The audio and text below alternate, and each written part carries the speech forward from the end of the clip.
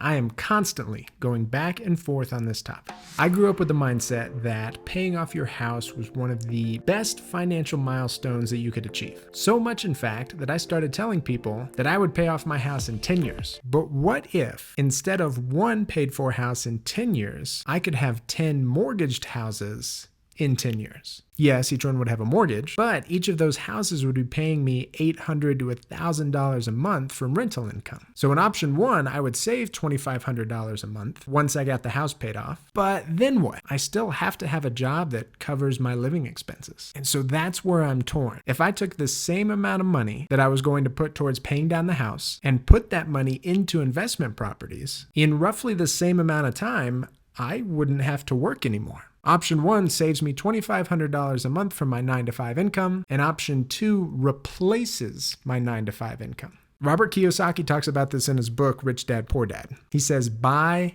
assets. And assets are anything that put money in your pocket. Paying off your mortgage means there's less coming out of your pocket every month, but it doesn't put money into your pocket.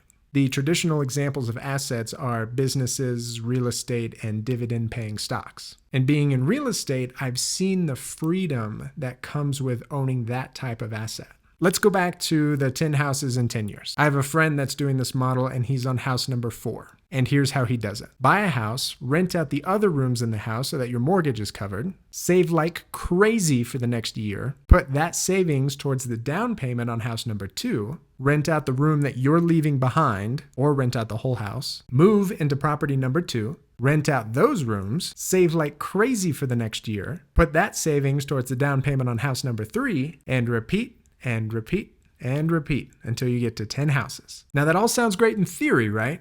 But what if it goes wrong?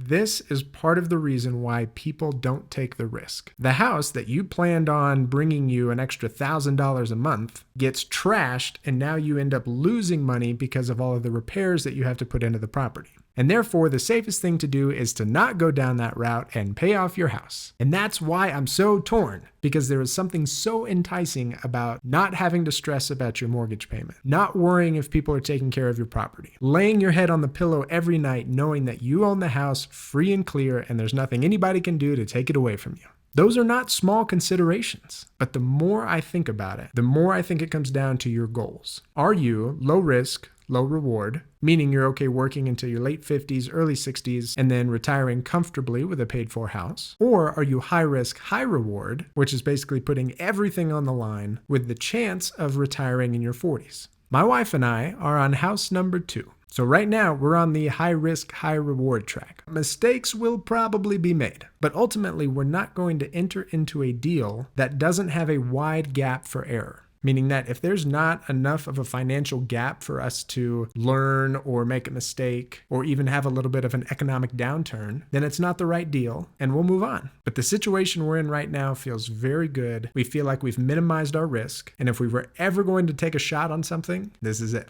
So I'll continue to give updates on that deal on this channel, and hopefully there will be lots more to come. So thank you guys for watching. Hope you enjoyed the video, and I will see you next time.